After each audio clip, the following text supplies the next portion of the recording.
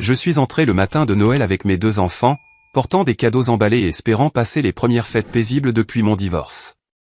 Au moment où j'ai franchi la porte d'entrée familière, décorée d'une guirlande fraîche, mon père, Richard, s'est arrêté au milieu d'une conversation avec ma sœur, Sarah, et son mari, Mike.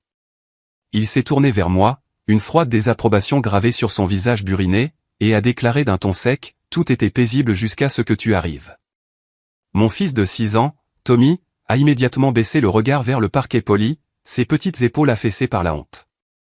Mon cœur s'est brisé en voyant la réaction de mon petit garçon à la cruauté de son grand-père.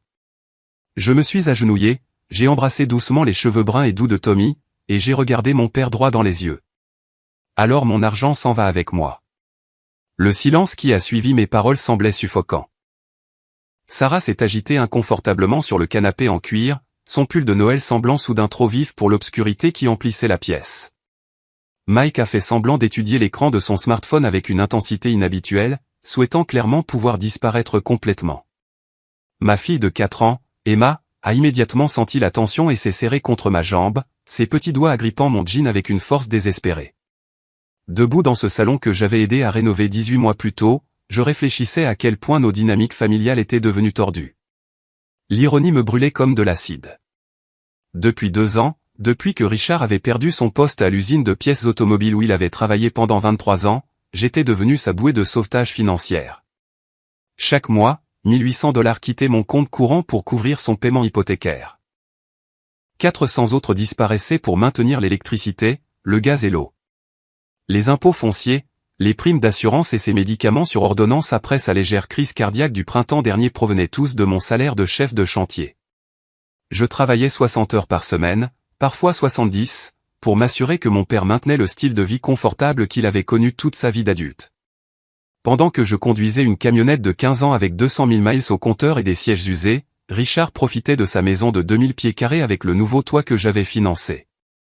La facture de réparation de $12 000 avait anéanti la plupart de mes économies d'urgence, mais j'avais priorisé son logement par rapport à ma propre sécurité financière.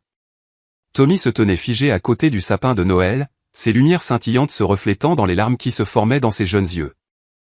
Emma continuait de s'accrocher à moi, son esprit innocent incapable de comprendre pourquoi grand-père était méchant avec papa le matin de Noël. Ses enfants avaient déjà enduré assez de douleur en voyant leur mère lutter contre la dépendance et le mariage de leurs parents s'effondrer. Ils méritaient mieux que d'être témoins de l'hostilité inexplicable de leur grand-père. Les cadeaux coûteux que j'avais soigneusement sélectionnés gisaient en piles colorées sous l'arbre. La télévision de 65 pouces que j'avais achetée pour Richard trônait dans le coin, toujours dans son emballage d'origine. La console de jeu pour Tommy, les fournitures d'art pour Emma, les bijoux pour Sarah et les outils pour Mike représentaient des semaines de travail supplémentaires et de budgétisation minutieuse. Chaque cadeau reflétait mon désir d'apporter de la joie à notre famille fracturée pendant la période des fêtes. Mais en regardant l'expression sévère de mon père et la posture blessée de mes fils, j'ai réalisé que ma générosité s'était en quelque sorte transformée en ressentiment.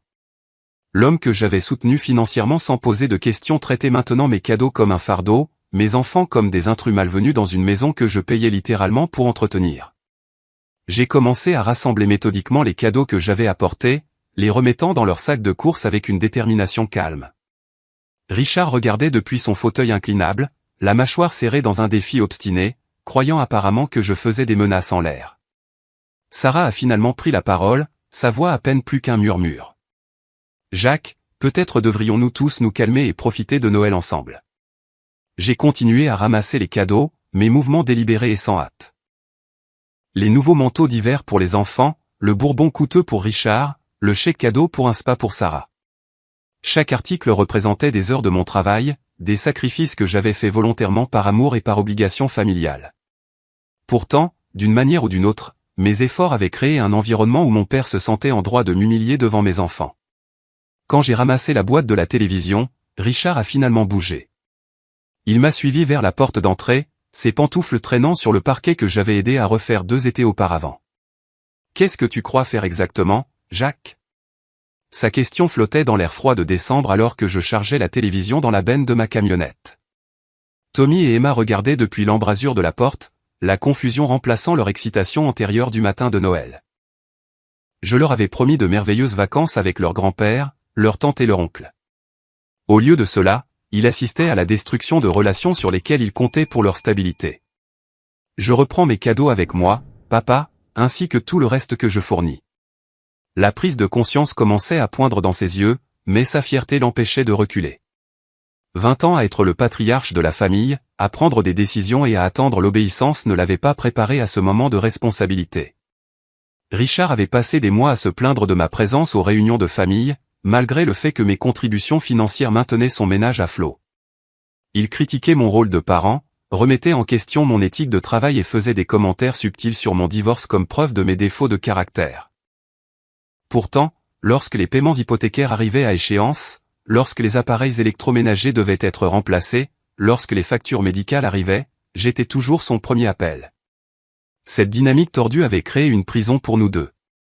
Je me sentais piégé par la responsabilité et la culpabilité, tandis qu'il se sentait diminué par la dépendance. Au lieu d'aborder honnêtement notre frustration mutuelle, nous avions laissé le ressentiment empoisonner ce qui aurait dû être une interdépendance reconnaissante. Mais voir la honte de Tommy et la peur d'Emma a tout cristallisé pour moi. Le bien-être émotionnel de mes enfants importait plus que de préserver une paix familiale dysfonctionnelle. Ils avaient besoin de voir leur père défendre sa dignité et son respect, et non accepter des abus pour éviter les conflits. Alors que je fixais la télévision dans la benne de ma camionnette, Richard s'est approché. Sa voix est tombée à un murmure urgent. La réalité de la perte de son soutien financier commençait à pénétrer sa façade obstinée. « Attends une minute, mon fils. » La conversation qui a suivi dans l'allée de mon père a changé tout ce que je pensais savoir sur nos relations familiales. Ce qui a commencé par Richard exigeant une explication de mes actions s'est rapidement transformé en révélations qui m'ont laissé sous le choc de la trahison et de la douleur. « Tu ne peux pas simplement prendre ces cadeaux et partir », a insisté Richard, son souffle visible dans l'air glacial du matin. « Les enfants s'attendent à passer Noël ici. Sarah cuisine depuis hier. » J'ai fixé le dernier des cadeaux dans ma camionnette et je me suis tourné pour lui faire face. « Les enfants s'attendent au respect pour leur père, quelque chose que tu ne sembles pas pouvoir fournir. » Le respect ? Le rire de Richard était amer et creux. « Tu arrives ici en agissant comme si tu étais le propriétaire parce que tu aides un peu avec les factures. » Aider un peu. L'expression m'a frappé comme un coup physique. « Papa, je paie ton hypothèque. Je paie tes factures de services publics. J'ai payé pour ton toit, ta chaudière, tes frais médicaux. Je t'ai empêché de perdre cette maison. » Sarah est apparue à la porte, portant toujours son tablier de Noël, son visage pâle d'une détresse évidente. Elle s'est approchée lentement de nous, s'enveloppant dans ses bras contre le froid. « Jacques, s'il te plaît, ne pars pas.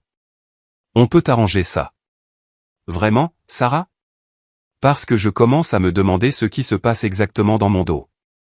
L'expression de ma sœur s'est effondrée, et j'ai su immédiatement qu'elle possédait des informations qu'elle cachait. Le regard coupable dans ses yeux a confirmé des soupçons que je réprimais depuis des mois. « Dis-lui, dis-je doucement. Dis-moi ce qui se passe vraiment. » Sarah a regardé entre Richard et moi, clairement tiraillée entre ses loyautés. Le regard perçant de Richard l'a avertie de rester silencieuse, mais la tension avait atteint un point de rupture où la vérité ne pouvait plus être contenue. « Papa a raconté à tout le monde que le problème, c'était toi », a-t-elle finalement murmuré. À Thanksgiving, quand tu n'as pas pu venir parce qu'Emma était malade, il a dit à tous les oncles et tantes que tu es un profiteur ingrat qui ne se présente que quand il a besoin de quelque chose. Les mots m'ont frappé comme de l'eau glacée. Quoi ? Il a dit que tu avais abandonné tes enfants avec Jennifer et que tu vivais de manière irresponsable. Il leur a dit que tu lui demandais toujours de l'argent et que tu ne contribuais jamais à rien pour la famille. J'ai regardé Richard, attendant un démenti, une explication, n'importe quoi qui donnerait un sens à des mensonges aussi flagrants. Au lieu de cela, il a croisé les bras sur la défensive et a détourné le regard. Il a dit à oncle Franck et tante Carole que tu es un mauvais père qui ne s'occupe pas correctement de ses enfants, a poursuivi Sarah, sa voix se brisant. Tout le monde t'a évité lors des réunions parce qu'il pense que tu te sers de la famille. La trahison était si complète, si systématique que j'ai eu du mal à la traiter. Pendant des mois, j'avais remarqué que les membres de la famille élargie étaient plus froids envers moi, que les conversations se terminaient quand j'approchais, que les invitations se faisaient moins fréquentes. J'avais attribué leur comportement à un malaise face à mon divorce, et non à un empoisonnement délibéré de ma réputation. Pourquoi, ai-je demandé à Richard. Pourquoi détruirais-tu mes relations avec tout le monde ? Parce que j'en ai marre d'être traité comme un cas de charité, a-t-il répliqué. Tu penses que ton argent te rend meilleur que tout le monde. Tu penses que ça te donne le droit de juger comment je vis ma vie. Je ne t'ai jamais jugé. Je t'ai aidé parce que je t'aime, parce que maman m'a fait promettre de prendre soin de toi. À la mention de ma mère, Sarah s'est complètement effondrée. C'est la pire partie, Jacques. Maman nous a spécifiquement demandé à tous de nous soutenir les uns les autres après son départ. Elle était si inquiète que papa soit seul, que la famille se désagrège. Elle t'a fait promettre de l'aider financièrement parce qu'elle savait que tu étais le plus stable, mais elle m'a aussi fait promettre quelque chose. J'ai attendu, redoutant ce qui allait suivre. Elle m'a fait promettre de m'assurer que papa appréciait tes sacrifices et te traitait avec respect. Je l'ai complètement trahi. J'ai regardé papa salir ta réputation pendant des mois et je n'ai rien dit parce qu'il a menacé de me déshériter de son testament si je te défendais. La manipulation était plus profonde que je ne l'avais imaginé. Richard avait non seulement menti à mon sujet aux membres de la famille élargie, mais il avait aussi utilisé des menaces financières pour assurer le silence et la conformité de Sarah à son faux récit. Chaque réunion de famille depuis 1 an, a poursuivi Sarah à travers ses larmes. Il t'a dépeint comme le méchant. Oncle Frank m'a demandé en privé si c'était vrai que tu ne payais pas de pension alimentaire. Cousine Bette a dit qu'elle n'arrivait pas à croire à quel point tu étais devenu égoïste depuis le divorce. Tante Carole a même remercié papa d'être un grand-père si responsable puisque tu ne semblais pas assumer ton rôle de père. J'ai pensé aux regards confus, aux conversations écourtées, à la façon dont les membres de la famille avaient progressivement cessé de m'inclure dans les discussions de planification des fêtes. Mes propres parents avaient été convaincus que j'étais un père profiteur qui négligeait ses enfants et exploitait la générosité de son père. La vérité est tout le contraire, dis-je, ma voix stable malgré la fureur qui montait en moi. J'ai la garde principale parce que Jennifer a lutté contre la dépendance pendant notre mariage.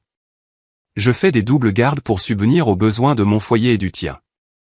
J'ai sacrifié ma propre stabilité financière pour m'assurer que papa ne manque jamais un paiement d'hypothèque ou ne se passe de médicaments.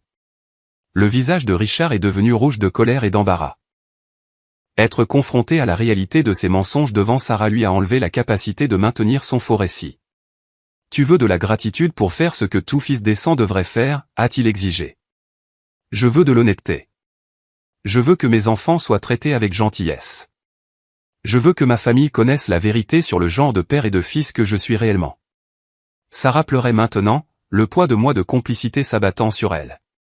J'aurais dû te défendre. J'aurais dû dire la vérité à tout le monde.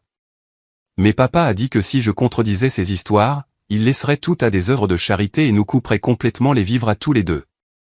Le mari de Mike est au chômage et nous ne pouvons pas nous permettre de perdre notre héritage. Le tableau complet s'est dessiné comme une photographie se développant au ralenti. Richard avait utilisé son testament, sa maison et son influence comme des armes pour contrôler le récit familial. Il avait systématiquement détruit ma réputation tout en bénéficiant de mon soutien financier, créant une situation où j'étais à la fois essentiel à sa survie et détesté pour mon rôle dans le maintien de son style de vie. Mais la réalisation la plus dévastatrice était encore à venir. Alors que Sarah essuyait ses larmes et me regardait avec un plaidoyer désespéré, elle a révélé l'information qui transformerait mes instincts protecteurs en quelque chose approchant la rage. Jacques, il y a autre chose. Quelque chose de pire. Je me suis préparé, sachant que ce qui allait suivre franchirait une ligne de non-retour. Papa a rencontré Jennifer. Les mots sont restés en suspens entre nous comme une sentence de mort. J'ai senti le sang quitter mon visage alors que les implications de ce que Sarah venait de révéler commençaient à s'infiltrer. Richard avait secrètement rencontré mon ex-femme, la femme dont la dépendance avait détruit notre mariage et mis mes enfants en danger. Que veux-tu dire par il a rencontré Jennifer, ai-je demandé, ma voix à peine contrôlée. Sarah a jeté un coup d'œil à Richard, qui était devenu complètement pâle, son assurance s'évaporant alors que son secret le plus dangereux était exposé. Dis-moi tout, ai-je exigé. Tout de suite. Il l'appelle depuis des mois, a admis Sarah. Depuis que tu as obtenu la garde principale. Il lui a dit qu'il pourrait l'aider à récupérer les enfants si elle voulait réessayer. J'ai eu l'impression que quelqu'un m'avait donné un coup de poing dans la poitrine. L'arrangement de la garde avait été traumatisant pour toutes les personnes impliquées, mais il avait été nécessaire. La consommation d'alcool de Jennifer avait augmenté au point où elle s'évanouissait en gardant les enfants. J'avais trouvé Emma seule dans la baignoire pendant que Jennifer dormait après une beuverie dans la chambre. Le juge m'avait accordé la garde principale avec des visites supervisées pour Jennifer jusqu'à ce qu'elle termine un traitement et maintienne sa sobriété. Quoi, ai-je murmuré. Papa a dit à Jennifer que tu es financièrement instable et émotionnellement abusif envers Tommy et Emma. Il a dit qu'il témoignerait que tu ne t'occupes pas correctement d'eux, que tu les laisses trop souvent seuls, que tu ne les nourris pas correctement. Chaque mot était comme un couteau qui se tordait plus profondément.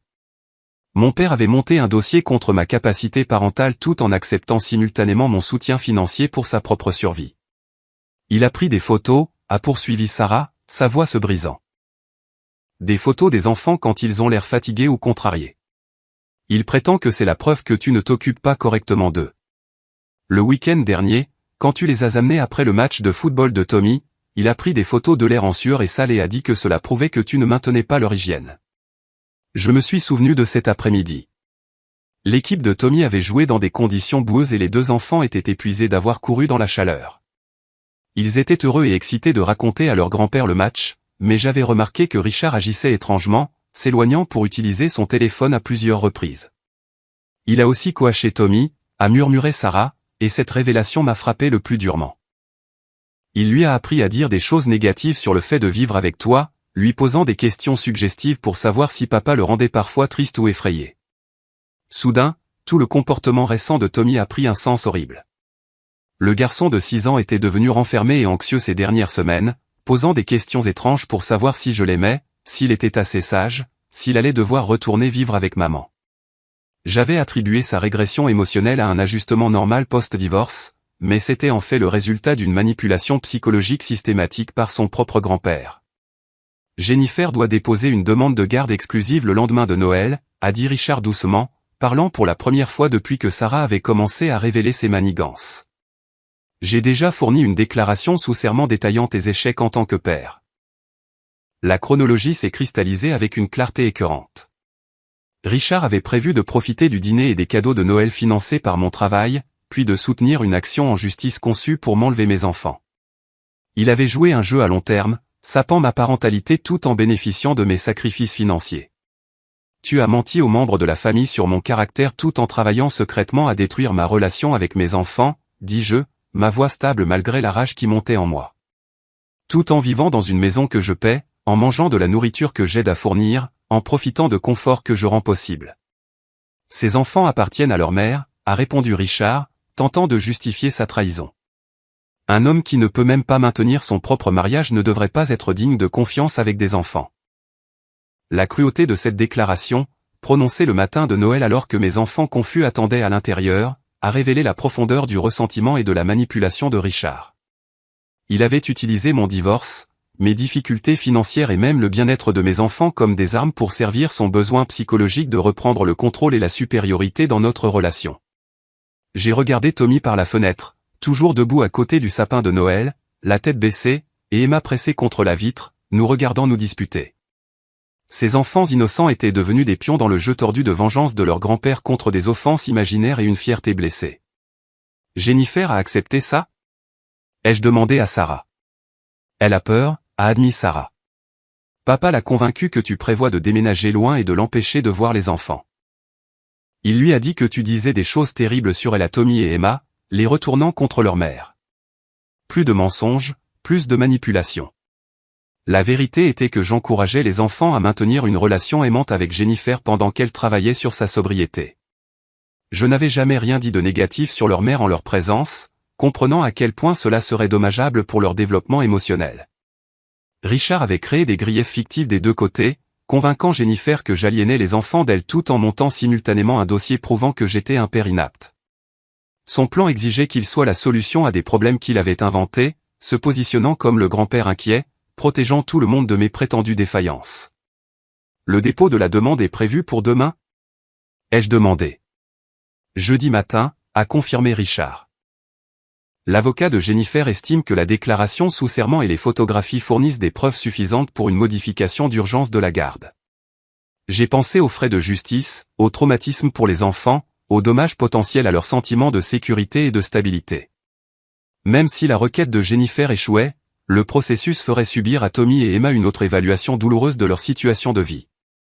Ils seraient interrogés par des travailleurs sociaux, peut-être séparés de moi temporairement, certainement forcés d'affronter une fois de plus l'instabilité de leur structure familiale, tout cela parce que leur grand-père avait choisi de détruire leur père plutôt que d'apprécier ses sacrifices.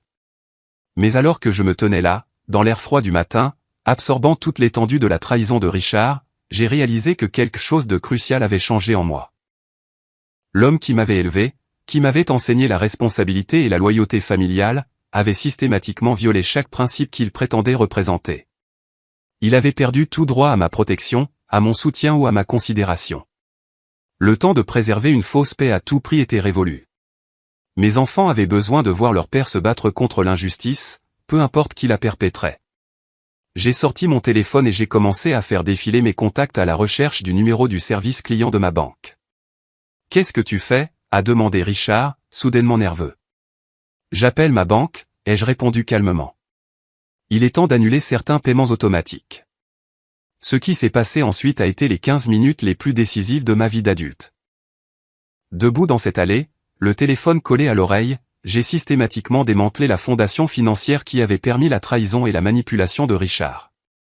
Service client de la First National Bank, ici Amanda. Comment puis-je vous aider aujourd'hui? Je dois annuler plusieurs paiements automatiques immédiatement, dis-je, ma voix calme et professionnelle malgré la tempête émotionnelle qui faisait rage en moi. L'expression de Richard est passée du défi à l'alarme alors qu'il réalisait que j'étais sérieux au sujet de couper sa bouée de sauvetage financière. Il a tendu la main vers mon téléphone, mais je me suis éloigné, poursuivant ma conversation avec la représentante de la banque. Je dois annuler le paiement hypothécaire automatique à Richard Thornton, numéro de compte.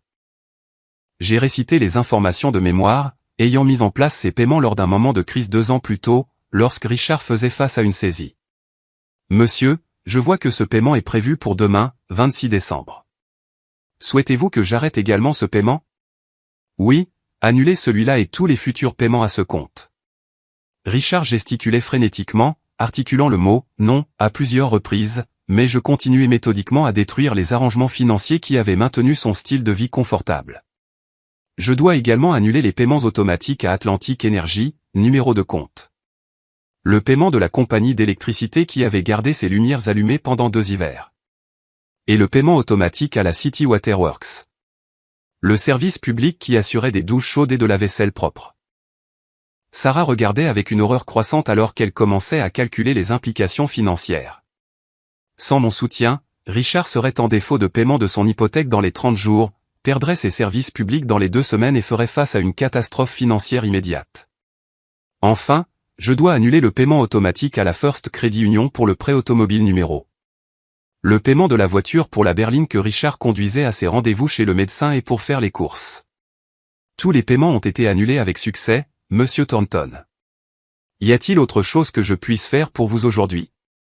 C'est tout. Merci de votre aide.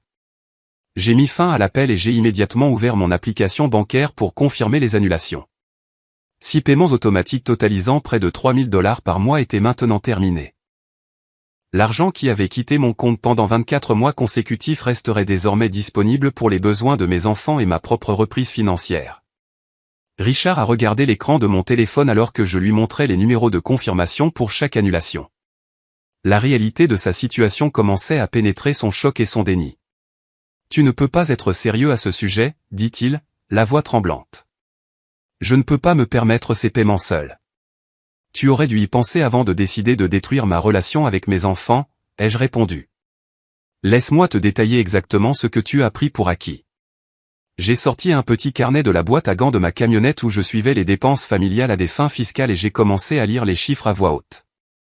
Paiement hypothécaire mensuel, $1825. Facture d'électricité moyenne, $215. Facture de gaz moyenne, $130. Eau et égout, $78. Paiement de la voiture, $349. Cela fait $2797 chaque mois. Sarah a fait un calcul mental rapide et a halté. Jacques, c'est plus de $33 000 par an. Plus près de 34 000, ai-je confirmé. Plus les dépenses uniques. La réparation du toit au printemps dernier, $12 400. Le remplacement de la chaudière il y a 18 mois, $8200. Les factures médicales après ton épisode cardiaque, $6700. Les nouveaux appareils électroménagers lorsque la cuisine a été inondée, 4 900 $. Les chiffres peignaient un tableau saisissant de dépendance financière que Richard s'était en quelque sorte convaincu d'oublier ou de minimiser. Il vivait bien au-delà de ses allocations de chômage et de ses revenus de la sécurité sociale, maintenant un style de vie de classe moyenne entièrement grâce à mes subventions. Je couvre également les impôts fonciers, ai-je poursuivi. 4 600 $ par an. L'assurance habitation, 2 800 $. Même tes médicaments sur ordonnance que Medicare ne couvre pas, environ 200 $ par mois. Richard devenait visiblement pâle alors que la réalité mathématique de sa situation s'imposait. Sans mon soutien, ses dépenses mensuelles dépassaient ses revenus de plus de 2000 $. Il ferait face à un effondrement financier immédiat. Au cours des 2 dernières années, j'estime vous avoir fourni environ 85 000 $ en soutien direct, dis-je. De l'argent que j'ai gagné en faisant des heures supplémentaires, en sacrifiant ma propre sécurité financière, en reportant l'entretien de ma propre maison, en conduisant une camionnette de 15 ans et en limitant les activités de mes enfants pour que vous soyez à l'aise. L'ampleur de mes sacrifices était stupéfiante même pour moi, une fois exposé si clairement. Je soutenais essentiellement 2 ménages avec le salaire d'un chef de chantier, ce qui avait nécessité une budgétisation minutieuse, un travail supplémentaire constant et d'importantes privations personnelles. Pendant que je faisais cela, ai-je poursuivi, tu disais à notre famille élargie que je suis un profiteur qui ne contribue jamais à rien. Tu photographiais mes enfants pour monter un dossier de garde contre moi. Tu coachais Tommy pour qu'il dise des choses négatives sur son père. Tu rencontrais secrètement Jennifer pour l'aider à m'enlever mes enfants. Sarah pleurait de nouveau, submergée par l'ampleur des sacrifices financiers que j'avais faits et la cruauté avec laquelle Richard avait récompensé ma générosité. Papa, comment as-tu pu faire ça, lui a-t-elle demandé. Jacques t'a empêché de tout perdre, et tu as essayé de détruire sa vie. La réponse de Richard a révélé la complexité psychologique derrière sa trahison. Je n'ai jamais demandé sa charité, a-t-il dit sur la défensive. Je ne voulais pas dépendre de mon fils pour survivre. Ça me faisait sentir comme un échec, comme un homme diminué. Alors au lieu d'être reconnaissant ou de travailler pour améliorer ta situation, tu as décidé de faire de moi le méchant, dis-je. Tu as transformé mon aide en preuve de ta victimisation. Je détestais avoir besoin de toi, a-t-il admis. Chaque fois que ce paiement d'hypothèque sortait de ton compte, je me sentais diminué. Chaque facture de service public que tu payais me faisait sentir comme un enfant dont un parent s'occupe. La psychologie était claire, mais inexcusable. La fierté blessée de Richard avait transformé la gratitude en ressentiment, la dépendance en hostilité et la loyauté familiale en trahison systématique. Plutôt que d'aborder honnêtement ses sentiments ou de travailler à retrouver son indépendance financière, il avait choisi de détruire ma réputation et mes relations comme moyen de rééquilibrer psychologiquement la balance. Mais comprendre sa motivation n'excusait pas les dommages qu'il avait causés ni ne changeait la réalité de ce qui devait se passer ensuite. Vérifie tes comptes, lui ai-je dit. Vois par toi-même que l'argent est parti. Richard a sorti son propre téléphone et s'est connecté à son application bancaire.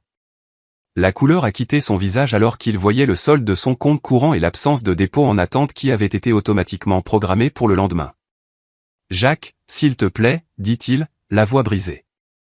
Je ne peux pas survivre sans ton aide. Je vais perdre la maison, la voiture, tout. Tu perdras exactement ce que tu étais prêt à me coûter, ai-je répondu. Mes enfants, ma réputation, ma tranquillité d'esprit, ma relation avec notre famille élargie. Le renversement a été rapide et complet. L'homme qui m'humiliait devant mes enfants 30 minutes plus tôt suppliait maintenant la pitié financière qu'il avait prise pour acquise tout en sabotant activement ma vie. Mais sa panique financière n'était que le début du règlement de compte qui allait se produire. La décision d'exposer les mensonges de Richard à notre famille élargie a été spontanée, mais nécessaire. Debout dans cette allée, le regardant paniquer pour son avenir financier pendant que mes enfants attendaient à l'intérieur, confus et blessés, j'ai réalisé que sa manipulation avait empoisonné des relations que j'appréciais profondément. Si je voulais reconstruire ma réputation et protéger mes enfants de nouveaux dommages psychologiques, la vérité devait se répandre aussi systématiquement que ces mensonges l'avaient fait. J'ai fait défiler mes contacts et j'ai trouvé le numéro de l'oncle Frank. En tant que frère aîné de Richard et patriarche officieux de notre famille élargie, l'opinion de Frank avait un poids significatif auprès des tantes, oncles et cousins.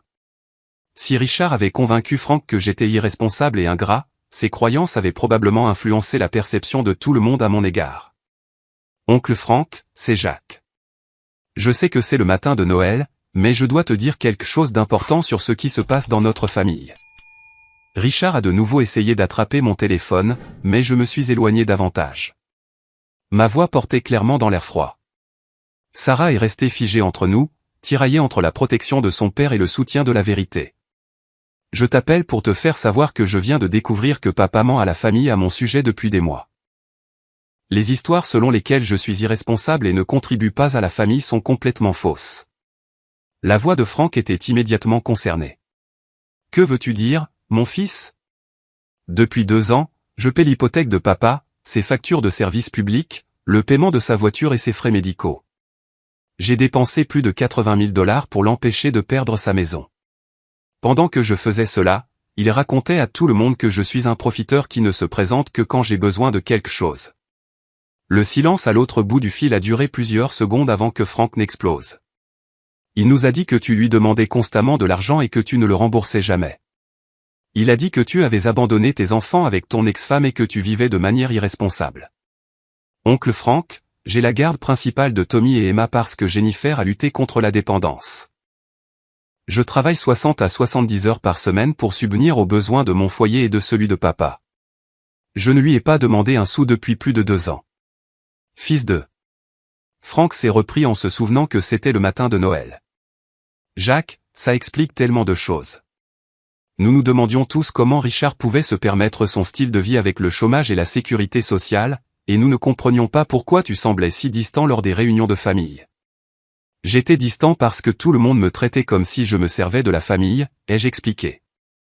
Maintenant, je sais pourquoi. La colère de Frank montait alors qu'il traitait les implications. Ce menteur. Jacques, je te dois de plates excuses. Nous tous. Richard m'a emprunté 5 000 $ il y a 6 mois, prétendant que tu refusais de l'aider avec ses frais médicaux. Il a dit que tu étais égoïste et irresponsable avec l'argent. Un autre mensonge, une autre manipulation. Richard avait emprunté de l'argent à l'oncle Frank en utilisant mon prétendu refus d'aider comme justification, alors que la réalité était que j'avais déjà payé toutes ses factures médicales en totalité. Où est allé cet argent, Frank?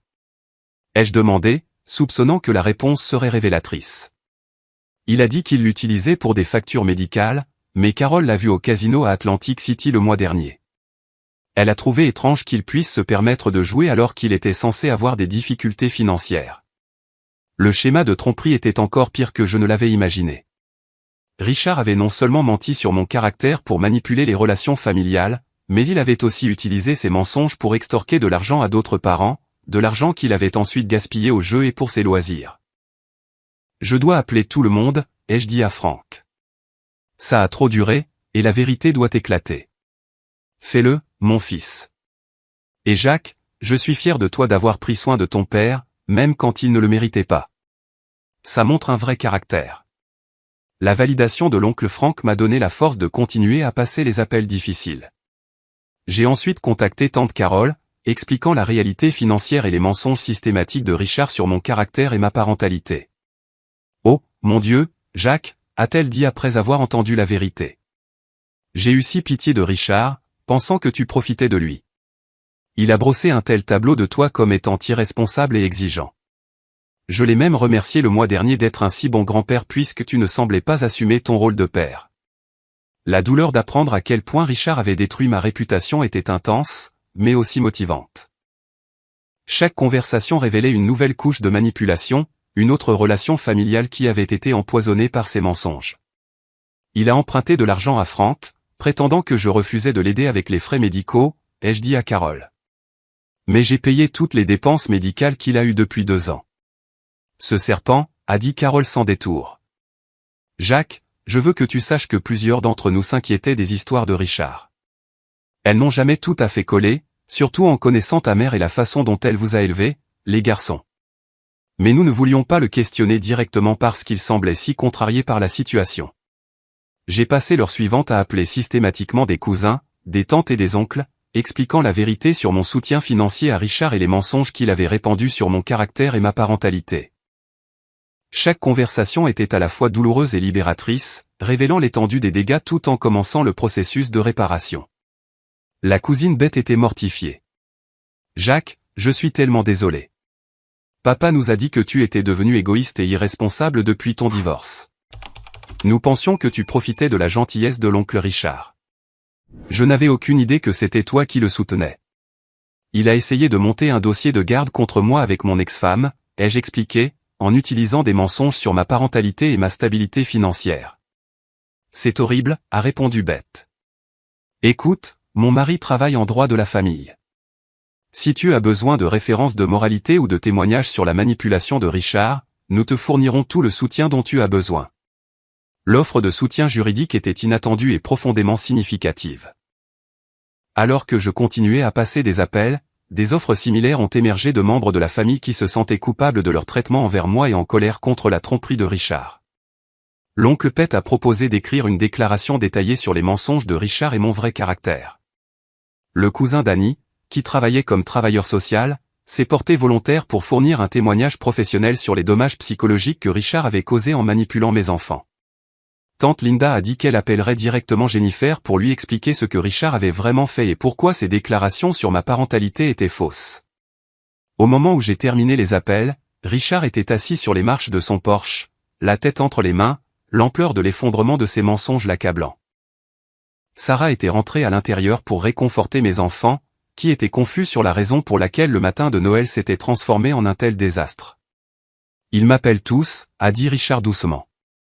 Tous ceux à qui tu viens de parler, ils sont en colère, Jacques. Vraiment en colère. Ils devraient être en colère, ai-je répondu. Tu leur as menti à mon sujet, tu as emprunté de l'argent sous de faux prétextes et tu as manipulé leur relation avec leur propre neveu. Franck a dit que toute la famille vient plus tard aujourd'hui pour me parler, a poursuivi Richard. Carole a dit qu'elle voulait récupérer son argent. Pet m'a traité de honte pour la mémoire de maman. Les conséquences se déroulaient rapidement, mais ce sont des conséquences que Richard avait méritées par des mois de tromperie et de trahison systématique. Les relations familiales qu'il avait empoisonnées se retournaient maintenant contre lui alors que la vérité émergeait.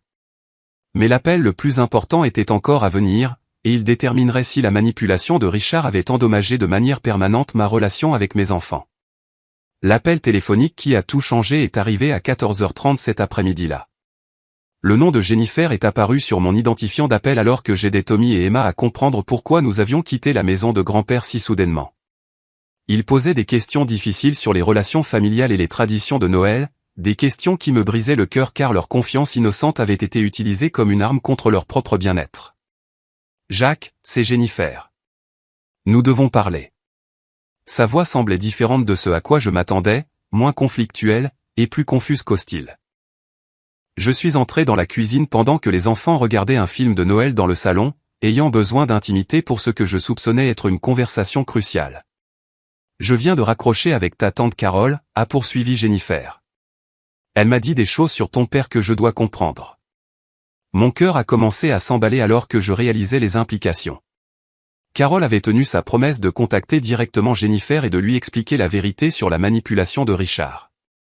Qu'est-ce qu'elle t'a dit, ai-je demandé avec précaution. Elle a dit que ton père nous a menti à tous les deux, que tu le soutiens financièrement depuis 2 ans alors qu'il disait à tout le monde que tu es irresponsable, que les histoires selon lesquelles tu es un mauvais père sont fausses. Je pouvais entendre l'incertitude dans sa voix, la confusion de quelqu'un dont la réalité avait été soudainement bouleversée. La manipulation de Richard avait été si systématique que même Jennifer avait été convaincue de son faux récit sur mon caractère et ma parentalité. C'est vrai, ai-je confirmé. Papa a travaillé pour retourner la famille contre moi pendant que je payais ses factures.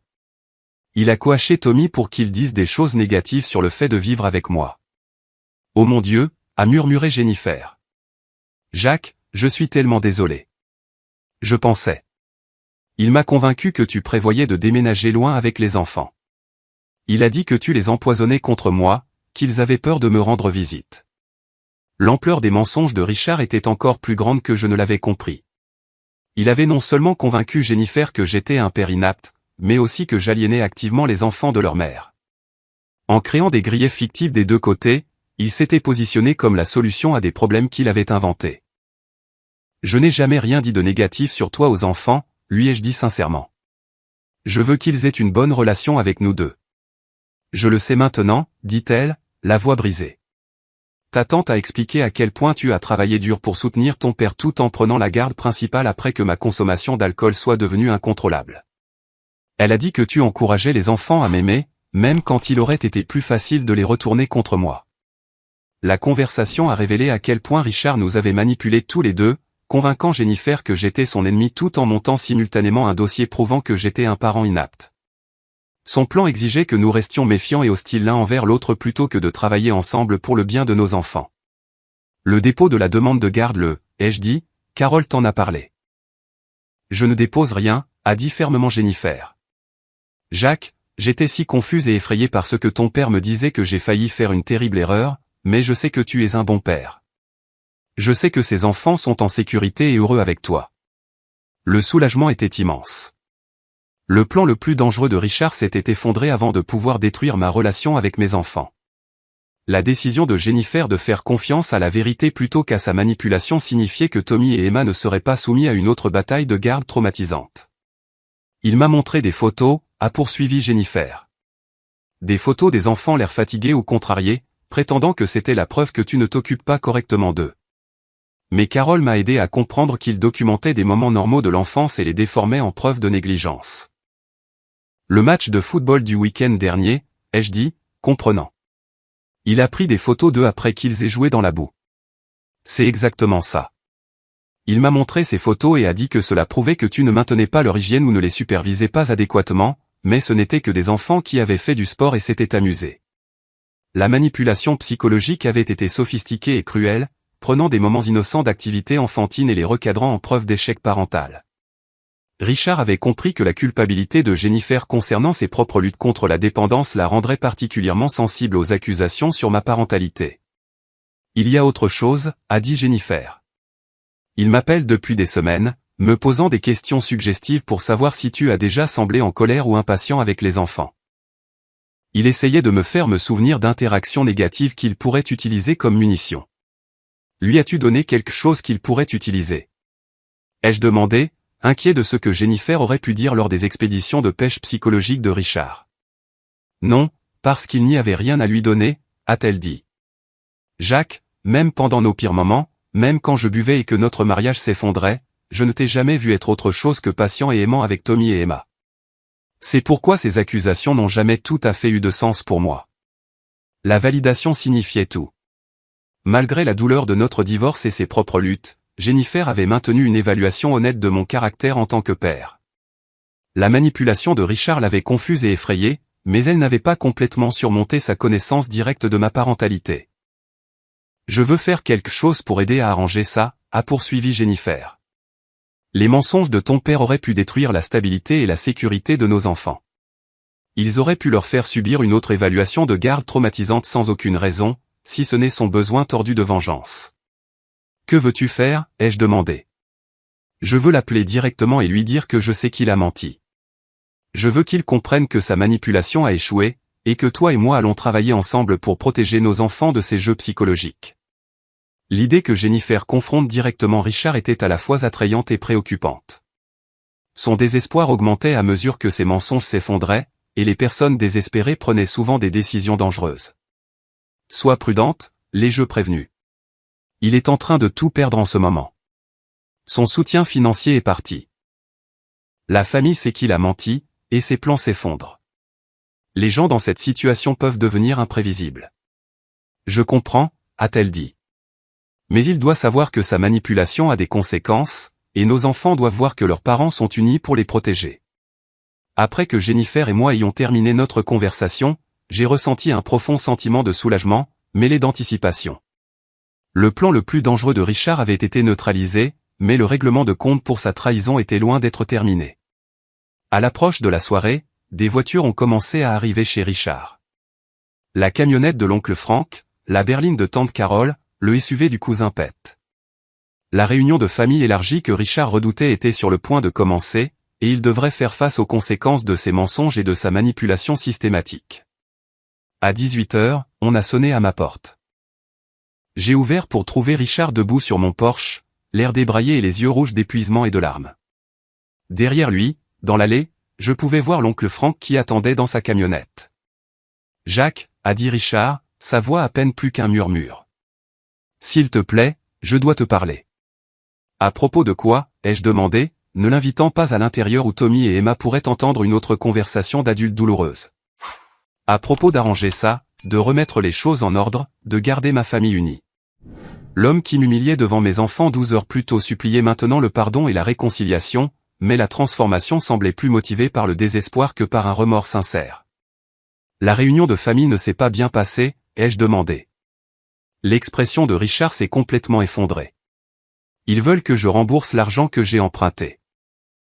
Ils veulent que je m'excuse publiquement auprès de toi lors de la prochaine réunion de famille. Ils veulent que j'écrive une lettre à Jennifer expliquant que tout ce que je lui ai dit sur ta parentalité était faux. La famille élargie avait imposé des conséquences qui abordaient à la fois les dommages financiers et de réputation que Richard avait causés, mais leurs exigences créaient aussi une opportunité de réparation sincère si Richard était prêt à s'exécuter avec humilité et honnêteté. Frank a dit que si je n'arrange pas ça, je ne suis plus le bienvenu aux réunions de famille, a poursuivi Richard. Carole a dit que j'ai déshonoré la mémoire de maman en mentant à ton sujet après que tu aies tenu ta promesse de prendre soin de moi. La référence aux dernières volontés de ma mère était particulièrement puissante. Elle avait été le centre émotionnel de notre famille, et sa dernière demande de soutien mutuel avait été sacrée pour nous tous. La violation par Richard de cette confiance, en manipulant et en trahissant le fils qu'elle avait demandé de prendre soin de lui, représentait la trahison la plus profonde possible des valeurs familiales. « Que veux-tu de moi » ai-je demandé directement. « Je veux que tu me donnes une autre chance » a-t-il dit désespérément. « Je ferai tout ce qu'il faut pour regagner ta confiance et le respect de la famille. J'irai en thérapie, je trouverai un emploi, j'arrêterai de jouer. S'il te plaît, ne m'abandonne pas complètement. » L'aveu sur le jeu a confirmé ce que l'oncle Frank soupçonnait sur l'endroit où l'argent emprunté était réellement allé. Les problèmes financiers de Richard étaient plus complexes que le simple chômage et les frais médicaux, ils incluaient un comportement autodestructeur qui avait gaspillé de l'argent pendant qu'il acceptait mon soutien. « Et mes enfants » ai-je demandé. « Qu'en est-il des dommages psychologiques que tu leur as causés en coachant Tommy pour qu'il doute de l'amour de son père ? Je réparerai ça aussi, a promis Richard. Je leur dirai la vérité sur combien tu les aimes et à quel point tu travailles dur pour prendre soin d'eux. Je réparerai les dommages que j'ai causés. » La conversation a duré 20 minutes de plus, avec Richard faisant des promesses et des plaidoyers de plus en plus désespérés. Mais la question la plus importante restait de savoir si son désespoir se traduirait par un changement sincère ou simplement par une manipulation plus sophistiquée. Alors que la camionnette de l'oncle Frank attendait dans l'allée et que Richard implorait le pardon sur mon Porsche, je devais décider si la rédemption était possible ou si certaines trahisons créaient des ruptures permanentes dans les relations familiales. La décision que j'ai prise déterminerait non seulement l'avenir de Richard, mais aussi les leçons que mes enfants apprendraient sur la justice, le pardon et les conséquences de la trahison. 3 mois plus tard, je me trouvais dans la même allée où Richard avait imploré le pardon le jour de Noël. Mais toute la dynamique de notre famille avait fondamentalement changé. L'homme qui s'approchait maintenant de moi se déplaçait avec la dignité tranquille de quelqu'un qui avait affronté honnêtement ses échecs et travaillé systématiquement pour réparer les dommages qu'il avait causés. Richard avait tenu chaque promesse qu'il avait faite en ce soir désespéré de décembre. Moins d'une semaine après notre confrontation, il s'était inscrit en thérapie avec un thérapeute spécialisé dans la dépression et les relations familiales. Les séances ont révélé que sa trahison envers moi provenait d'une profonde honte d'avoir perdu son emploi et d'être devenu financièrement dépendant de son fils, des sentiments qui avaient métastasé en ressentiment et en vengeance plutôt que d'être abordés de manière constructive. La dépendance au jeu que l'oncle Frank avait soupçonné a été confirmée et traitée par un programme en 12 étapes. Richard a découvert qu'il utilisait les visites au casino comme une échappatoire à ses sentiments d'inadéquation, dépensant l'argent emprunté aux membres de sa famille dans l'illusion du contrôle et du succès. Le travail psychologique a été douloureux, mais nécessaire, le forçant à affronter la faiblesse et l'égoïsme qui avaient motivé sa manipulation. Plus important encore, Richard avait tenu sa promesse de réparer sa relation avec Tommy et Emma. Le processus avait été progressif et prudent, supervisé au début pour s'assurer que ses efforts pour réparer les dommages psychologiques qu'il avait causés étaient sincères et efficaces. Il avait admis à Tommy qu'il avait eu tort de poser des questions négatives sur le fait de vivre avec papa, expliquant que grand-père avait été triste et confus et avait fait de très mauvais choix. La conversation avec mon fils de 6 ans avait été déchirante, mais curative. Tommy portait la culpabilité et la confusion des loyautés divisées que le coaching de Richard avait créées, se demandant si aimer grand-père signifiait qu'il devait critiquer papa ou si défendre papa signifiait qu'il trahissait grand-père. L'aveu honnête de Richard l'avait libéré de ce fardeau émotionnel impossible.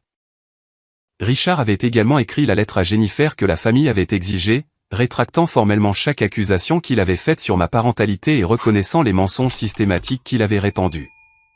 Jennifer m'avait partagé des extraits de cette lettre, et l'aveu de Richard de sa manipulation avait été complet et sans ambiguïté.